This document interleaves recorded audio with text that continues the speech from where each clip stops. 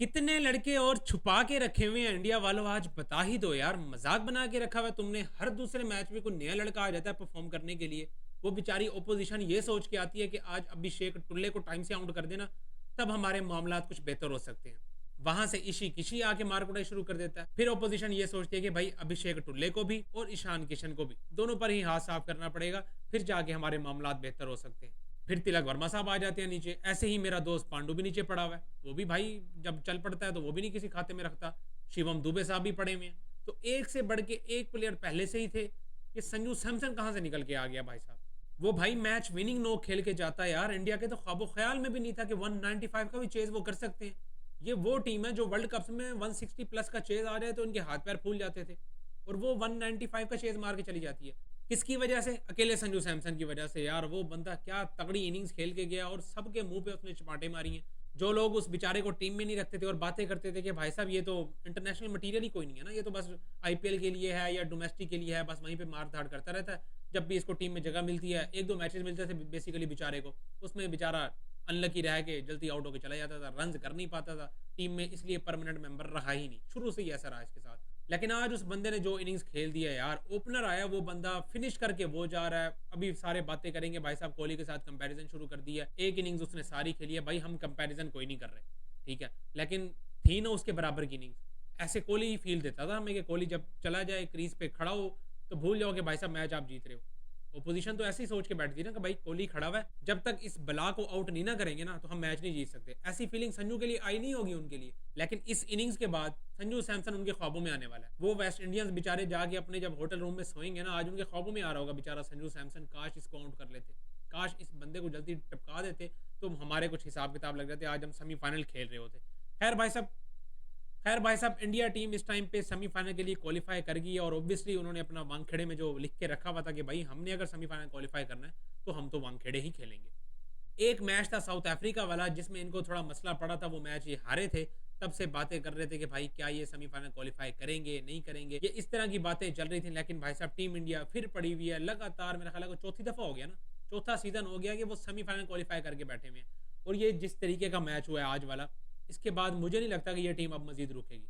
अभी इनका मैच जो पड़ा हुआ है वो इंग्लैंड के साथ पड़ा हुआ है।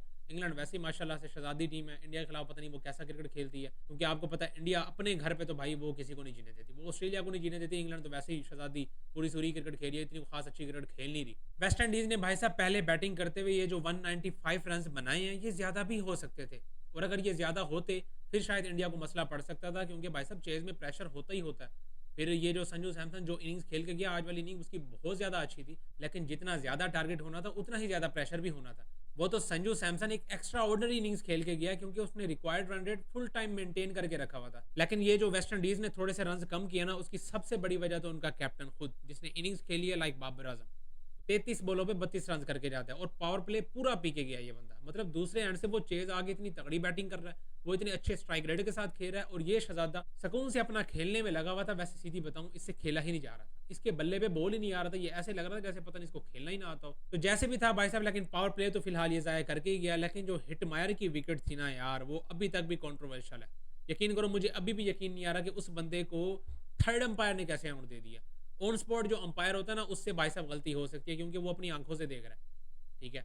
देख तो वैसे थर्ड अंपायर भी अपनी आंखों से रहा होता है, लेकिन सारी उस टाइम पे टेक्नोलॉजी यूज हो रही होती है। लेकिन जो ऑन फील्ड अंपायर खड़ा होता है ना, वो तो अपनी आंखों से देख के ऑन द स्पॉट उसने भाई फैसला दे देना है। तो उसके लिए तो हम भाई थोड़ा बहुत मार्जिन दे देते हैं यार, ठीक है यार, अंपायर है, इंसान ही है ना, गलती हो ही जाती है इंसान से। लेकिन थर्ड अंपायर ने जो आउट दिया ना उस बंदे का, मतलब बैट और बॉल में इतना गैप वाजे हमें नजर आ रहा है, तो वो स्निको में कैसे आ सकता है यार, अल्ट्रा एज में कैसे शो करवा सकता है वो। अब ये टेक्नोलॉजी का फॉल्ट है, या ये सारी चीज़ें देखते हुए भी अंपायर ने भी आउट दे दिया। खैर अंपायर ने तो आउट देना ही था, क्योंकि अल्ट्रा एज में शो करा रहा था। तो मेरे हिसाब से भाई साहब ये टेक्नोलॉजी का जो भी मसला था, क्योंकि मुझे लग रहा था कि भाई ये आउट नहीं है।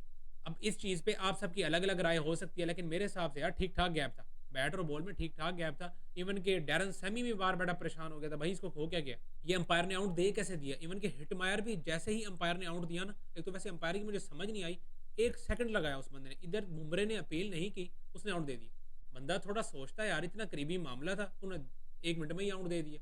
और जैसे ही अंपायर ने आउट दिया, फौरन ही हिटमायर ने रिव्यू ले लिया, फौरन ही उस बंदे ने रिव्यू ले लिया। और ऐसे बैटर तभी करते हैं जब उनको कॉन्फिडेंट होता है कि भाई मेरा एज तो नहीं लगा एटलीस्ट। क्योंकि बैटर को पता चल जाता है भाई साहब कि मेरा बल्ला लगा या नहीं लगा। वो अलग बात है, हमारे वाले शहजादे ऐसे ही हैं कि वो एज होने के बाद, आउट होने के भी बाद वो दोबारा रिव्यू लेके खड़े होते हैं। वो हमारे पाकिस्तानी प्लेयर्स हैं, उनको तो खैर साइड पे करो, लेकिन हिटमायर वाला यार यकीन करो आउट नहीं था। तो खैर भाई साहब हिटमायर के आउट होने के बाद रोमन पाउल और हमारे जैसन होल्डर ने नीचे से आके जो मार कुटाई की है, 195 पे एक दफ़ा पहुंचा दिया था। और मुझे जहन में वही चीज़ आ रही थी कि 160 प्लस का चेज़ इंडिया से होता तो नहीं है, आज अल्लाह खैर ही गुजारे इंडिया टीम से। लेकिन भाई ऑनेस्टली बताऊं, अभी पता नहीं इंडियंस को यकीन आए ना आए, भाई एशिया में टूर्नामेंट हो रहा है, ठीक है। ये सबसे बड़ी नकाती और बेइज्जती वाली बात थी कि एशिया की कोई टीम ही ना होती। इंग्लैंड पहुंची हुई है, साउथ अफ्रीका पहुंची हुई है और न्यूजीलैंड भी पहुंची हुई थी। यहाँ अगर इंडिया आज बाहर हो जाती ना, यकीन करो हमें बड़ा दुख होना था। अब पता नहीं इंडियंस को ये बात हजम हो ना हो, लेकिन भाई ऑनेस्टली बता रहा हूँ, हम चाहते थे कि भाई एशिया की कोई टीम तो रहे ना यार। और एशिया की बेस्ट टीम इस टाइम पे इंडिया मौजूद है, तो उसी से ही हम एक्सपेक्टेशन लगा के बैठेंगे ना भाई। क्यों गोरों को देनी है ट्रॉफी?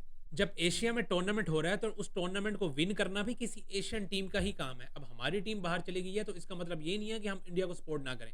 हम इंडिया को सिर्फ तभी सपोर्ट नहीं कर सकते जब वो हमारे खिलाफ खेल रही होगी, वरना भाई साहब एनी डे हम इंडिया को सपोर्ट करेंगे। या इंडिया की जगह अगर कोई और भी टीम होती ना एशिया की, तो हम उसको सपोर्ट करते। ये वेस्ट इंडीज को आज सपोर्ट ना करते हम। खैर भाई साहब जो भी था जैसा भी था, इंडिया टीम इस टाइम पे सेमीफाइनल के लिए क्वालिफाई कर गई और डिजर्विंग टीम भाई साहब। तो इस तरह भाई पहले बैटिंग करते हुए वेस्ट इंडीज 195 तो कर देती है, फिर चेज में आ जाता है हमारा अभिषेक टुल्ला। वो भाई साहब उसके पता नहीं अजीब ही चल रहे हैं। उसने पता नहीं आमिर भाई की बात दिल पे ले लिया है, पता नहीं क्या हो गया। खैर आमिर भाई की वैसे याद आया मुझे, आमिर भाई की भी प्रेडिक्शन ये थी कि टीम इंडिया सेमीफाइनल क्वालिफाई नहीं करेगी। तो आमिर भाई की मेरा ख्याल है ये पहली ही प्रेडिक्शन गलत साबित हुई है, वरना इस वर्ल्ड कप से उस बंदे ने जो जो कहा है वो सब कुछ हुआ है। या मेरा ख्याल है पाकिस्तान के मैच में भी उसने यही कहा था कि पाकिस्तान जो भी है श्रीलंका को हरा के क्वालिफाई कर जाएगा। तो ओवरऑल वैसे देखा जाए तो प्रेडिक्शन के हिसाब से आमिर भाई बड़े पीक पे चल रहे थे, लेकिन ये इंडिया वाला मसला हो गया उनके साथ, क्योंकि उनको शायद किसी ने बताया नहीं कि ये टीम इंडिया है और वो अपने घर पे खेल रही है। अपने घर पे भाई साहब मजाक कोई नहीं है, टीम इंडिया के साथ यकीन करो कोई मजाक नहीं है। उन्होंने क्वालिफाई करना ही करना था। खैर भाई साहब टीम इंडिया चेज में सिर्फ अकेला संजू सैमसन ही था और कोई भी नेड़े नहीं लगा। सूर्य कुमार यादव वो तो नल्ला का नल्ला ही है, उसको पता नहीं किस खाते में रखा हुआ है। मैं तो यकीन करो वो वर्ल्ड कप जीत भी जाए ना, उसकी टीम में जगह ही नहीं बनती। ये वर्ल्ड कप के बाद ना उसको बाहर करो। वो सबसे पहले यार फारिग तरीन प्लेयर है तुम्हारा, किसी खाते में नहीं आता। एशिया कप वो फ्लॉप गया, वो एक आधी इनिंग्स आई है मेरा ख्याल है उसकी अच्छी। या इस वर्ल्ड कप में मेरा ख्याल है कोई छोटी टीम के खिलाफ इस बंदे ने परफॉर्म करके दिखाया है, पता नहीं यूएसए के खिलाफ खेला था मेरा ख्याल है, यूएसए के खिलाफ इसकी इनिंग्स आई थी। वरना नल्ला का नल्ला ही है यार, इसकी छुट्टी कराओ टाइम से। मतलब इतनी अच्छी टीम को देकर ना बीच में एक नूरा देकर ना दिमाग और खराब होता है। या फिर नीचे से आके तिलक वर्मा ने कोई अच्छा सा एक कैम्यू खेला, 27 एक रन करके जाता है वो बंदा। बाकी उसके बाद मेरा दोस्त पांडु भी आज टाइम से ही चलते होते हैं।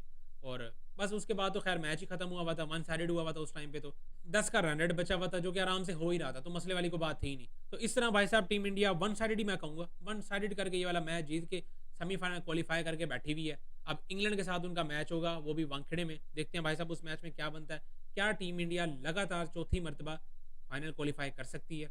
ये अपनी अपनी राय लाजमी कमेंट्स में शेयर करें, जो जो भी आपकी प्रेडिक्शन है। मेरे हिसाब से तो भाई साहब अब इस टीम को कोई नहीं रोक सकता, क्योंकि ये जो विक्ट्री है ना, इसके बाद ये नहीं हाथ आएंगे, ये नहीं हाथ आने वाले। आप लाजमी अपनी अपनी राय कमेंट्स में शेयर करें। इस वीडियो में इतना ही, मिलते हैं नेक्स्ट वीडियो में।